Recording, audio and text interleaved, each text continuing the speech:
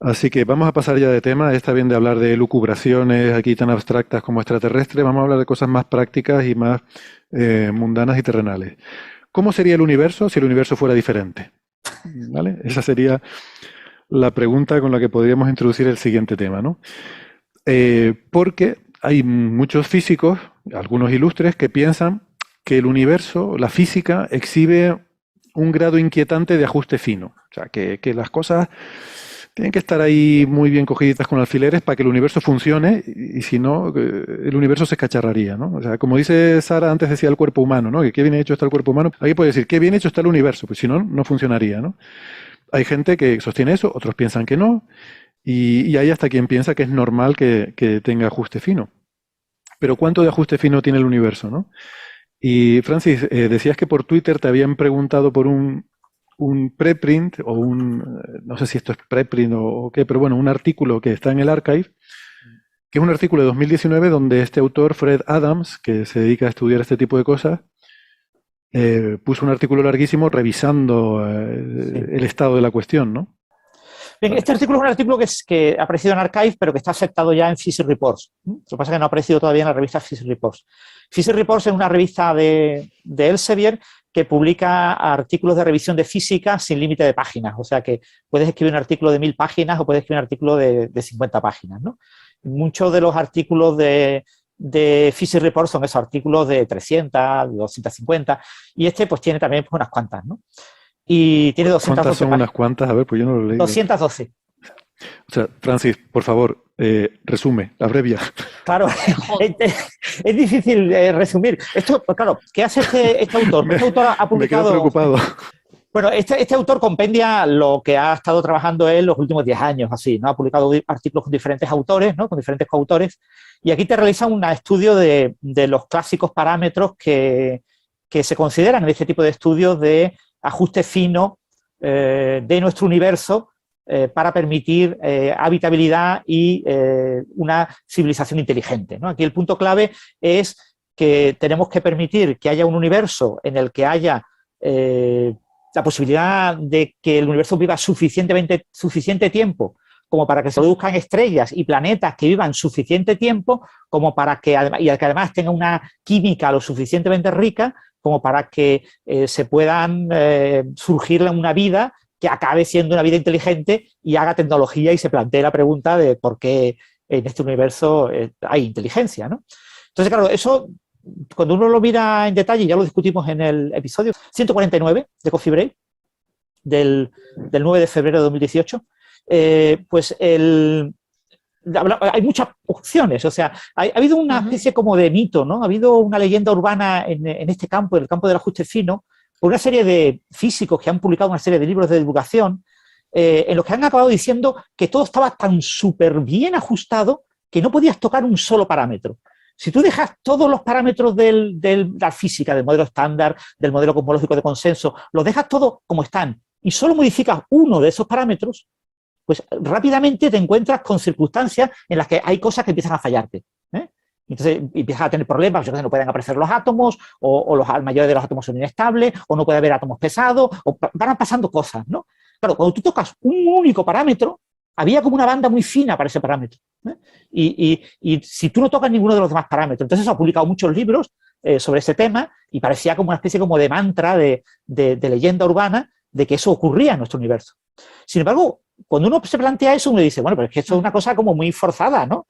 Lo natural sería, pues yo juego con varios parámetros y miro a ver si puedo mover varios parámetros y buscar realidades alternativas que cumplan con las propiedades que yo quiero. Y eso permite bastante juego. Es decir, si tú consideras, por ejemplo, las masas de todas las partículas, o al menos las partículas estables, el cuero arriba, el cuero abajo y el electrón, pues te encuentras con que tienes bastante juego a la hora de mover esas masas, permitiendo que vuelva a haber estados de equilibrio similares a los átomos, que esos mínimos de potencial electromagnético y con suficiente complejidad para que tengan núcleos relativamente complejos y que tengan un número suficiente de electrones externos, ¿no? Con lo que lo mismo no recuperas exactamente nuestra química, pero sí recuperas una química compleja. O sea, con tener 70 elementos químicos ya puedes tener una química compleja. Entonces, eso te habilita tener mucho juego. El problema es que tú toques solo el electrón y no toques los otros. pero si tú tocas también los otros, ya puedes arreglar las cosas, ¿no? Entonces ellos han tocado claro, es un artículo muy extenso, un artículo de revisión, que te va planteando diferentes modificaciones. Una modificación son las constantes de estructura, los constantes de acoplamiento, la constante de estructura fina, la constante de acoplamiento de la interacción fuerte y la constante de acoplamiento de la interacción débil. Ya la parte final del artículo también discute la constante de acoplamiento de la gravitación. Y tocando estas tres primeras constantes, tú tienes ya les digo, tienes intervalos de varios órdenes de magnitud para la variación. Otra cosa que tú digas que eso no es suficiente, ¿vale? Tú puedes decir, no, pero para que de verdad fuera algo razonable tiene que haber 80 órdenes de magnitud, pero eso ya es una barbaridad, ¿vale? Pero tocando pocos órdenes de magnitud sí puedes conseguir reajustar las cosas para que siga habiendo una física relevante, ¿no? Entonces, eso es lo más interesante del artículo, que te cambia, digamos, ese mito que había previo de que todo estaba extremadamente fino, eran los ajustes, ¿no? Y ahora tenemos una visión de, no, en realidad es que no habíamos pensado lo suficiente. Si tú te dedicas muchos años, muchas décadas a investigar el tema, te das cuenta, como ha hecho este señor, que acabas teniendo rangos para los diferentes parámetros. Unos son más anchos, otros son más pequeños, pero son rangos que te dan juego para que haya muchos universos en el potencial multiverso en los que puedan existir algo parecido a la vida inteligente. Uh-huh. Y eso, digamos, un poco la conclusión genérica del... Si ya tú miras datos concretos, pues yo qué sé, pues en el estudio se plantea pues, que el rango de masas para el quark arriba, que es el quark de menor masa, pues son del orden de tres órdenes de magnitud. Se le llama decays, décadas, ¿no? O sea, tienes un rango de entre 1 y 1000, ¿no? Y meter en medio esa masa. Con el quark abajo tienes un rango mucho más limitado porque está mucho más ajustada a la diferencia entre el protón y el neutrón. Y entonces, con el quark abajo, el rango no llega a un orden de magnitud.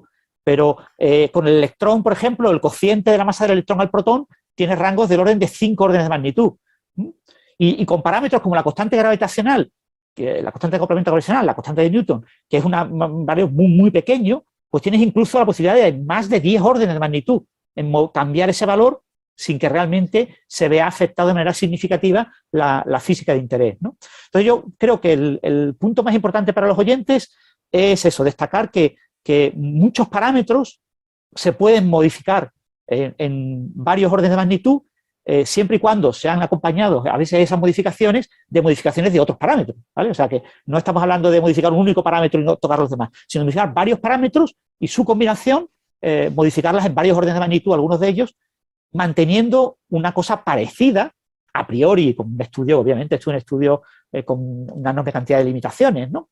Pero manteniendo una cosa parecida a lo que aparentemente es compatible con la aparición de vida y la formación de estrellas, con una vida suficiente para formar planetas, y la formación de galaxias y grandes estructuras del universo, tener también, pues yo qué sé, una simetría materia-antimateria, o sea, todas las cosas clave que han ocurrido en el universo se pueden replicar jugando con varios parámetros en un cierto rango.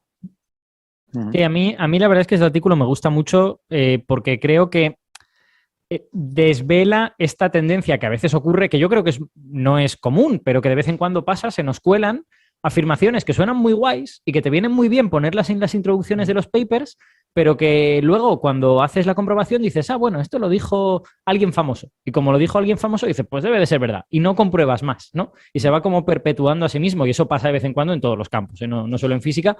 Y a mí me daba un poco de rabia porque pasaba en mi campo. Y cuando vi este artículo dije, hombre, pero alguien que se lo ha mirado de verdad, alguien que hace los números, vamos a verlo, ¿no?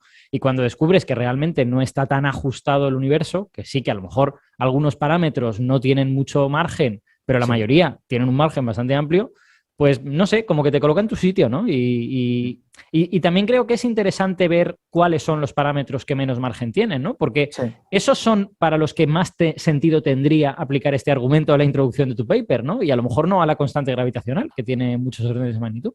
Uh-huh. Esto, siempre me queda la duda, ¿no? Cuando se habla de si algo está finamente ajustado o no, eso, claro, depende. Si tú dices, este es el rango en el cual puede variar este parámetro, pero ¿cuál es el rango total permitido? En el sentido de que si tú me dices que esto puede variar en 3 órdenes de magnitud, pero en principio podrían ser 400 órdenes de magnitud, pues tú dices, bueno, pues 3 entre 400 es muy fino. o no. ¿Sabes lo que quiero decir? Que depende de... Si hay algo que por lógica, por matemáticas, tiene que estar entre 0 y 1, y tú me dices que cualquier valor entre 0 y 1 es aceptable, tú dices, vale, pues ahí no hay absolutamente nada de ajuste fino. Pero si me dices que algo que puede variar entre 0 y 1 resulta que está limitado a que solo puede tener un rango de 10 a la menos 6, dices, ostras, está muy afinado.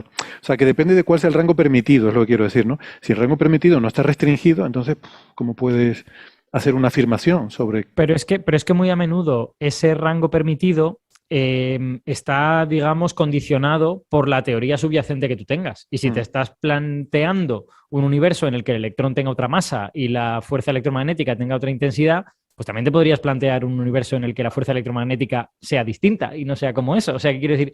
El problema es cómo obtener referencias cuando tu punto de partida es ¿y qué pasa si la física fuera distinta a la que es, ¿no? ¿De dónde sacas la referencia? Sí. Y después un punto que a mí me gusta siempre recordar en este tipo de cosas.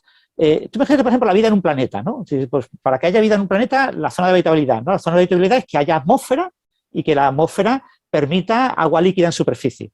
Y tú dices, bueno, pues eso me pone un rango en el tamaño de los planetas, porque un planeta puede ser de tamaño terrestre, puede ser una supertierra, quizás un subneptuno, pero ya estamos en el borde, pero más allá de subneptuno no. Y estamos hablando de un factor de menos de un orden de magnitud en tamaño. Sí. Y después, para tamaños más pequeños, lo peor, porque claro, el tamaño, al tener menos gravedad, van a poder atraer mucho menos a esa posible atmósfera. Sin embargo, tú te planteas la idea de ¿un Júpiter puede tener vida? Sí, pero en las lunas. Es decir, y ya eso te cambia completamente el chip. Dices, no, ahora ya, ¿qué planetas pueden tener vida? No significa que la vida esté en la superficie del planeta. Puede estar también en sus lunas. Entonces ya te abre, te ensancha el margen y te dice, pues ya prácticamente casi cualquier planeta puede tener, hasta las enanas marrones pueden tener pequeños planetas a su alrededor. O sea, que un Júpiter muy próximo, de gran masa, próximo a una enana marrón, perfectamente puede albergar vida en ese sentido, ¿no? Entonces, cuando uno tiene una visión abierta para este tipo de asuntos, se da cuenta de que los rangos muchas veces son mucho más amplios que cuando uno tiene una visión más restrictiva, ¿no? Y busco un gemelo de la Tierra. No tiene que ser un planeta que tenga el 99% o hasta el 101% del radio de la Tierra. Como sea un poquito más grande ya no me sirve. Entonces, al final acabas encontrando muchas dificultades y muchos ajustes finos. Claro. Pero fíjate que yo siempre pongo esta comparación también, ¿no? Cuando se habla del ajuste fino y es mi argumento en favor del multiverso, en el sentido de que esto lo hacemos cotidianamente con los planetas. Uno dice, es que justamente la Tierra reúne unas condiciones que cuando uno ve la variedad de planetas que hay por ahí, qué suerte que estamos en un planeta que tiene estas condiciones y permite la vida, ¿no? Pero hoy en día sabemos que las cosas no es así, no es cuestión de suerte y no es que la Tierra esté en un ajuste fino para permitir la vida, sino que sencillamente hay una variedad de mundos, hay una enormidad de mundos indescriptible y en muchísimos de ellos la vida no es posible, pero hay un porcentaje en los cuales sí se dan las condiciones. Y entonces tú tienes un sesgo a posteriori, el sesgo de observador, tú solo puedes observar aquellos mundos en los cuales las condiciones son adecuadas para la vida. No puedes observar, quiero decir, observar desde dentro, ¿no? Entonces quizás puedes escalarlo todo al mismo argumento a nivel cosmológico. Tú solo puedes observar un universo que tiene condiciones para la vida, porque de lo contrario no habría observadores en ese universo. Después hay una crítica que tiene este tipo de artículos, si alguno de nuestros oyentes se atreve a leerlo, es larguito pero se lee fácil, no es complicado. Es que en este tipo de artículos los argumentos están como muy guiados, ¿no? Es como una novela en la que te van guiando por una serie de personajes y te van mostrando una vida para cada uno de los personajes y no te plantean la posibilidad de que tú te salgas de esa vida, ¿no? Y que tú te plantees a mitad de la novela qué pasaría si todos estos personajes tuvieran una vida completamente distinta, ¿no? Eso no te lo planteas porque si el escritor te va guiando bien, te supone disfrute el ver la vida que te ha marcado, esa única vida que está ahí, ¿no? Y eso es lo que en novelas pues, genera los grandes personajes que pasan a la historia, ¿no? Pues con esto pasa algo parecido. El autor te presenta unos argumentos engarzados de tal manera de que cuando tú los lees dices, pues sí, esto es muy razonable, ¿vale? Pero si ahora tú te planteas, pero voy a ponerme escéptico, voy a dudar de todo, y empiezas a dudar de lo mayor, o sea, empiezas a dudar del principio, no, es que este argumento lo mismo no es el adecuado, habría que planteárselo de otra manera. A mí también se me ocurre que hubiera hecho esta otra cosa, y claro, hay que hacerlo, ¿no? O sea, él en este artículo de revisión revisa muchas de las cosas que han hecho él y su grupo y sus colegas, y y bueno, y otra gente que ha trabajado en esos temas, pero quedan siempre te queda la sensación de que está todo como demasiado hilado en un cierto camino, ¿no? Y que lo mismo falta una bifurcación en plan árbol mucho más amplia o en plan arbusto, pero claro, eso complicaría muchísimo el artículo, lo mismo lo haría excesivamente largo y en muchas de las alternativas no ha habido nadie que lo haya trabajado. Pues fíjate, otra cosa interesante, claro, aquí como ustedes decían al principio, estamos hablando de tocar parámetros, ¿no? Pero con las teorías ya conocidas, con las interacciones ya conocidas y tal, pero tocamos parámetros de acoplamiento y demás, ¿no? Pero ¿hasta qué punto hay libertad? ¿Hasta qué punto hay libertad para que un universo sea algo completamente diferente? En el sentido de que la lógica es la lógica, las matemáticas son las que son, 2 y 2 son 4. Entonces, muchas de nuestras, o muchas no, pero algunas de nuestras teorías parten de principios básicos que son como principios fundamentales.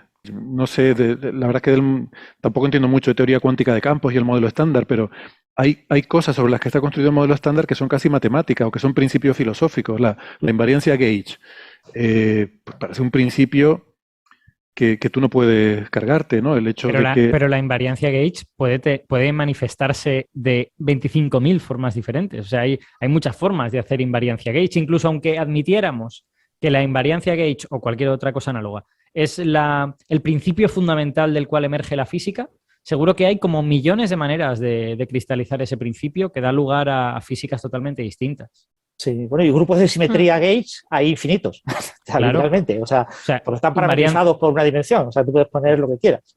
Invariancia Gauge es el electromagnetismo, invariancia Gauge es la interacción entre quarks y gluones, y se parecen como un huevo a una castaña. Sí, pero quiero decir, aunque sean infinitas las posibilidades, que sean infinitas no quiere decir que todo esté permitido.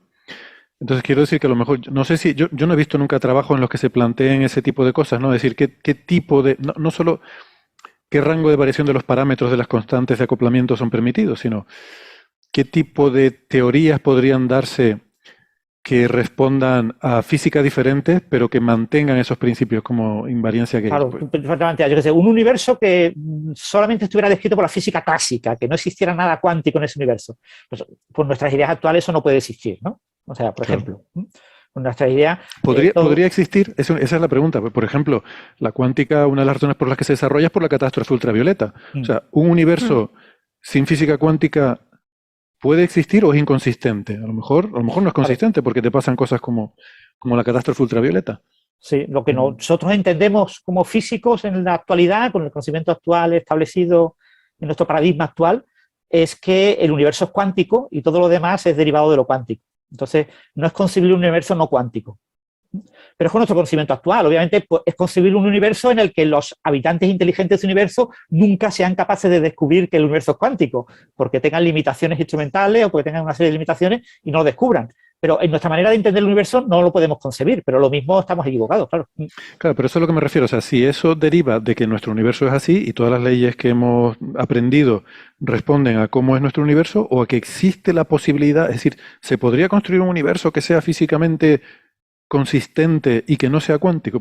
Esa es una duda que me surge. Seguro no que sí. Quiero decir, ¿te preocupa la catástrofe ultravioleta? Pues te inventas un principio físico que hace imposible la emisión de energía electromagnética por encima de no sé qué y ya está.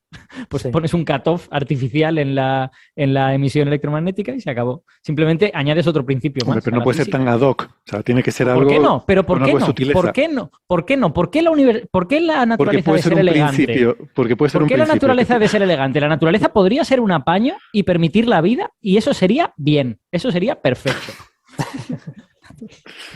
Sí, no sé, para mí es muy difícil, pero estamos muy sesgados por el tema de lo que conocemos, ¿no? Es muy difícil pensar en lo que no conocemos, ¿no? En espacios competitivos. En matemática es muy fácil, porque en matemática lo construyes, ¿vale? O sea, claro, el trabajar con la coherencia de un sistema axiomático, ¿no? Defines un conjunto de axiomas y hay técnicas para estudiar si el sistema aparentemente es consistente o no, es coherente o no. Pero desde el punto de vista físico es muy diferente. La coherencia entre leyes físicas es mucho más difícil de estudiar en ese sentido. Por lo menos yo no lo veo tan claro, ¿no? No lo veo claro, solo digo que es interesante. Yo creo que la pregunta que se hace Héctor, incluso comprando que la naturaleza tuviera que ser matemáticamente sencilla, elegante y consistente, cosa que no compro, incluso comprándolo, creo que puede ser una pregunta matemáticamente muy difícil. Porque claro, si estás diciendo, vale, y si el universo no fuera cuántico, y si fuera otra cosa y hubiera otro tipo de leyes, ¿cómo formalizas lo que significa esas leyes para poder hacerte bien la pregunta, ¿no? En ese sentido, ha habido ya varios artículos en los fundamentos de la cuántica planteándose la posibilidad de si realmente lo que los observadores, los físicos, ¿no? Los entes inteligentes que observamos el universo, lo único que podemos hacer es tomar medidas con ciertas observaciones, con ciertos y solo podemos extraer información de nuestros experimentos para desvelar lo que es la realidad. ¿Cuál es el formalismo más genérico común a eso, ¿no? ¿Cuáles son las limitaciones intrínsecas de construir una comprensión de la realidad basadas en hacer experimentos y obtener información a partir de los experimentos?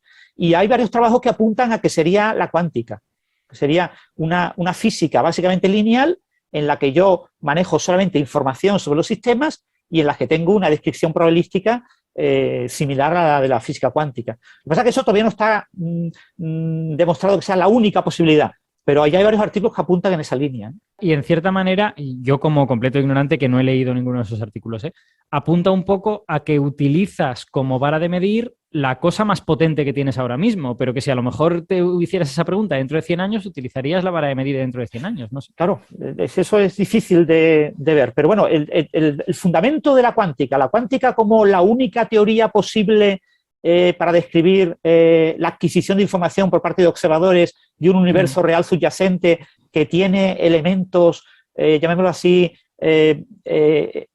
objetivos, reales, en el sentido objetivo, pero que tiene elementos de realidad física. La realidad física es la parte no objetiva, es lo que los observadores pueden acceder, ¿no? Es decir, existe un universo real, porque claro, el físico tiene que plantear que un universo real existe, ¿vale? Negar la realidad es cosa de filósofos. Tú no puedes negar la física, porque entonces si tú niegas la física, no puedes hacer físico, no puedes hacer física negando la física. Pero tú afirmas, existe una realidad física, que es la que estudia el físico, que es la realidad que se puede obtener a partir de descripciones mediante experimentos y de información obtenida mediante observaciones de esa realidad física. Pero hay una realidad subyacente, que digamos la realidad real, ¿no? Que asumimos que existe, pero la realidad real y la realidad física son dos realidades distintas. Históricamente han sido distintas y ahora mismo somos muy soberbios pensando que nuestra descripción de realidad física actual es la buena y que la realidad física que conocemos es la realidad real, es la realidad que está ahí objetivizada, ¿no? en el universo. Entonces, seguramente dentro de 100 años la gente se reirá de nosotros por ser tan soberbios ahora, ¿no? Eso se ha trabajado bastante desde el punto de vista de la gente que hace sobre todo axiomática de la física y hay bastante consenso en que lo que estamos obteniendo es bastante único en nuestra capacidad de hacer esa correspondencia, ¿no? Estamos llegando a los límites de lo que es ya manejar directamente la información, ¿no? De entender la física real, o sea, la realidad física, como lo único que pueden acceder los físicos y es lo que estamos haciendo ahora, ¿no? Pero eso también tiene una parte de soberbia, o sea, y está sesgado también, porque muchas veces es difícil plantearse estas cosas de manera completamente abstracta, ¿no? Cuando tienes una realidad, ¿no? Bueno, creo que lo he dicho otras veces, pero me resulta muy curioso cuando miras un poco a la historia de la ciencia, cómo hemos pensado en el universo, que normalmente refleja la cultura de la época, en el sentido de que cuando vivíamos en épocas mecanicistas, donde la gran ingeniería humana era diseñar relojes metálicos con engranajes, el universo era un universo de engranajes planetarios y engranajes atómicos. Luego pasamos a la época de las ondas con la revolución hertziana y Marconi y las ondas y no sé qué, llegó la mecánica cuántica y la física vista como cosas que interfieren y se superponen y tal. Y ahora estamos en la época de la información y entonces tenemos la física digital como el universo como un reflejo de procesos de intercambio de información, ¿no? Claro, a mí precisamente lo que me preocupa es que si le hiciéramos esta pregunta a un egipcio, nos dijera, vale, un universo diferente, un universo en el que las pirámides tuvieran 6 lados en lugar de 4, ¿no? Eso es lo que me preocupa estar siendo ese egipcio ahora mismo, ¿sabes? Claro, pero es inevitable que lo seamos, ¿no? O sea, esto es como intentar hacer, como aplicar una descomposición de Fourier. O sea, tú tienes una señal que es lo que sea, y tú la quieres descomponer en senos y cosenos, que es lo que tiene. Entonces, tú empiezas a poner, y cada vez, según vas poniendo más senos y cosenos, cada vez se te va ajustando más y se te va pareciendo más a la señal que estás ajustando, ¿no? Pero esa señal a lo mejor era otra cosa que no son senos y cosenos. Lo que pasa es que tú la puedes ajustar. Entonces yo creo que nuestra herramienta, nuestra cultura, eh, o sea, intentamos entender el universo en función de los elementos cotidianos para nosotros con los que convivimos, ¿no? Pero que claro, a lo mejor es una realidad completamente diferente, pero por suerte parece que sí se puede ir describiendo en esta base que tenemos, añadiendo más y más y más términos, nos vamos acercando más y más y más a la realidad, aunque esa realidad puede que nunca lleguemos a describirla del todo porque es otra base diferente. Bueno, Sí, esto es coffee break, señal y filosofía, pero... De todas maneras, lo que dice Francis, toda esta gente que está como intentando sacar todo el jugo a qué es realmente la teoría cuántica, si podemos entender la teoría cuántica no en términos de axiomas físicos, sino en términos de cosas que parecen... A mí me parece fascinante, me parece todo súper guay, pero no hay que dejarse deslumbrar por el brillo de tu propia bombilla, ¿no? Porque a lo mejor sigue siendo una bombilla. Sí, sí, seguro. Claro, hasta históricamente siempre ha sido así, ¿no? Inventamos nuevas bombillas que nos deslumbran y son maravillosas y lo explican todo hasta que poco a poco nos vamos adaptando a ellas. Y son bombillas maravillosas, ¿eh? Todas son estupendas, pero precisamente hay que pensar que a lo mejor hay otra bombilla después de esta. Claro, puede ser. Seguro. De hecho, probablemente estamos en una época en ese sentido interesante porque sabemos que nuestra bombilla no lo alumbra todo. Porque estas inconsistencias, por ejemplo, entre la gravedad y la cuántica nos dicen que hay algo que todavía no tenemos. Y la relatividad general tiene singularidades. O sea, las propias teorías ya te están diciendo que esto funciona muy bien, pero no lo es todo. Aquí hay algo que no estás teniendo en cuenta, ¿no? Y eso antes no existía, a lo mejor. Bueno, no sé, yo creo que siempre ha existido en diferentes grados, ¿no? Y que ahora nos lo planteamos, cuando lo miramos hacia el pasado, pensamos que ellos lo tenían más claro y siempre creo que ha existido, ¿no? Es natural. Si no hubiera un momento en el que tú dijeras, pues ya no tengo nada, ninguna incógnita, ¿no? O sea, ya no tengo digamos, incoherencia en mi descripción actual de la realidad que me rodea, pues ¿para qué voy a investigar? O sea, ya lo sé todo. O sea, no, pero no me refiero a eso. O sea, evidentemente, siempre ha habido cosas nuevas que aprender. Pero quiero decir que las teorías, la física clásica, la teoría no te mostraba un fallo. O sea, no te mostraba una incompatibilidad, una incoherencia, como tenemos ahora, ¿no? No hay una singularidad en el electromagnetismo, por ejemplo. O sea, el problema del electromagnetismo es que no era consistente con el principio de relatividad, pero eso, en fin, hasta darse cuenta, pasa un tiempo. Bueno, el electromagnetismo tenía la catástrofe ultravioleta como gran problema. O sea, es decir, el electromagnetismo decía, cierto. Cualquier cosa que radie pierde energía. Y tú decías, pues, y además lo pierde a una velocidad increíble. Pues es imposible que exista nada. O sea, nada existe en el universo. Porque o el electromagnetismo está mal y es una porquería, o resulta que nuestro universo está mal porque no está descrito por el electromagnetismo, ¿no? Sí, es verdad, tienes razón. Sí. Todas esas teorías tenían siempre grandes problemas, ¿no? El gran problema de la teoría de Newton, por ejemplo, en el siglo XVIII. La teoría de Newton fallaba escandalosamente, pero fallaba escandalosamente en la Luna. Describía fatal la Luna, no describía fatal Marte, describía fatal todas las cosas. Y la gente decía, ¿y esto cómo puede ser? O sea, y había como una confianza ciega. Entiendo, ¿por qué describían mal la Luna y Marte? No sé. Bueno, la Luna, la descripción newtoniana correcta de la Luna se obtiene a finales del siglo XIX, es el trabajo de Delaunay, ese trabajo que dedicó 20 años a obtener un desarrollo asintótico del comportamiento de la Luna. Hasta entonces es que no había métodos numéricos y el análisis matemático con la teoría de Newton del comportamiento de la Luna me daba un comportamiento incorrecto con la predicción del movimiento de la Luna a largo tiempo. ¿Vale?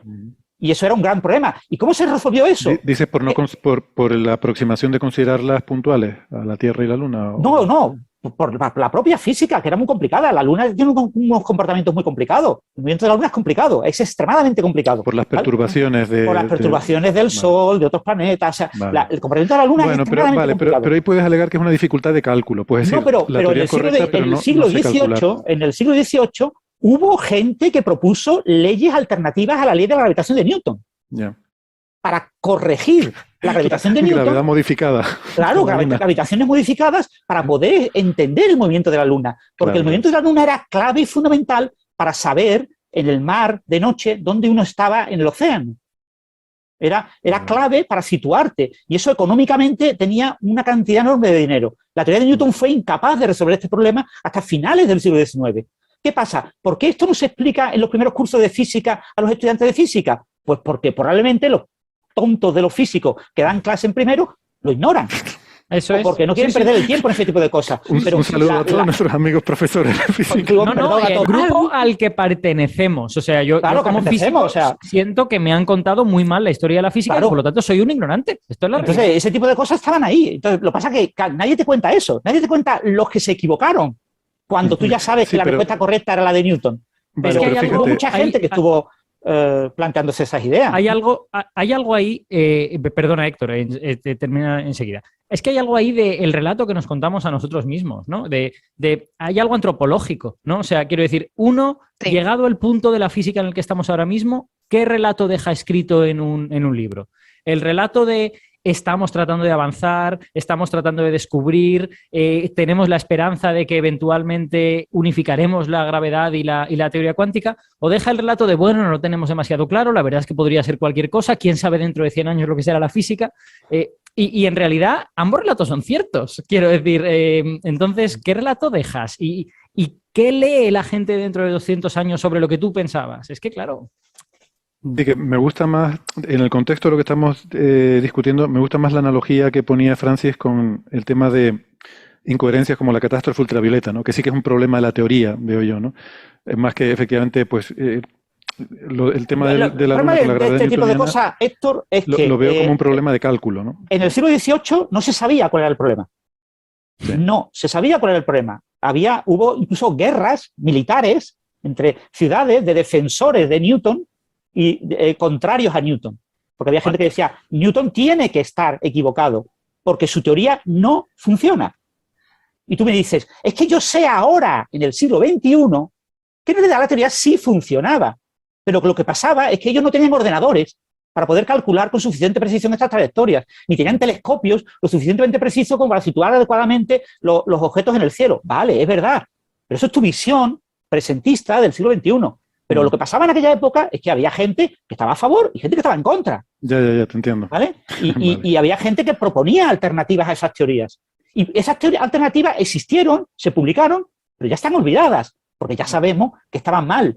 Pero no importa, la realidad es que pasó eso en esa época. Entonces, no creo yo que se pueda afirmar que la teoría newtoniana es una teoría completa y comprensiva de la realidad, en el sentido de que no mostraba sus propias dificultades. La teoría mostraba sus propias dificultades, y las tenía, una teoría que fallaba constantemente cuando la aplicabas a problemas un poquito más complicados que eran los problemas necesarios, ¿vale? O sea, la teoría fallaba cuando tú la necesitabas y acertaba cuando tú lo enseñabas en docencia. Cuando tú le enseñabas en primero de carrera, de la época, enseñabas la física newtoniana, igual cuando explicabas la geometría de Euclides funcionaba de escándalo, porque consistía en estudiarte el libro de Euclides, ¿vale? Te estudiabas el libro y entonces eso estaba perfecto, es estudiarte el libro. Ahí no, pero en el momento que tú ponías una ligera duda, ¿y si la teoría de Euclides la aplicamos a la Tierra en geodesia?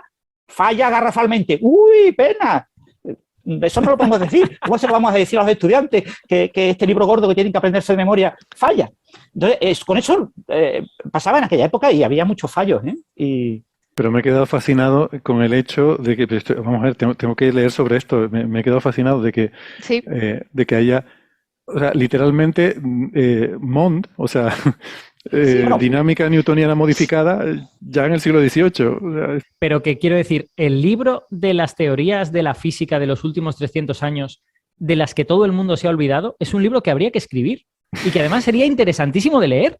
Que encima sería súper interesante de leer, seguro. Sí, pero este tipo de cosas, hay libros de historia que te lo cuentan, pero quiero decir que interesan a los que nos gusta la historia de la ciencia, al 99,99% de las personas le importa un comino el pasado, lo único que le importa es lo útil actualmente, ¿no? Y actualmente, o sea, lo que llevó a problemas como el problema de los tres cuerpos, ahora mismo no interesa a nadie, ¿no? Es una cosa absolutamente irrelevante, ¿no? Hoy en día con un ordenador lo resuelves sin ningún problema y llevas el hombre a la luna y calculas perfectamente la trayectoria, ¿no? Aunque parezcan las películas como que se hizo a mano, en realidad pues se hizo con los primeros ordenadores, ¿no? No, lo que quiero decir, mucho el cálculo.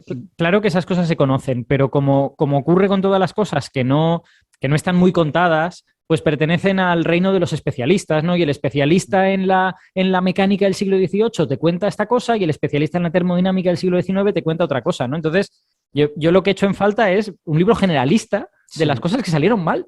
Mm. Eso me parecería interesante. Nos pueden dar las 10. Sí, me enrollo yo demasiado. No, que va. Nos hemos enrollado todos con no con la presentación del tema en sí, sino luego con toda la derivación filosófica que tiene el asunto, que, bueno, que es lo bonito también, ¿no? Comentar todas estas cosas.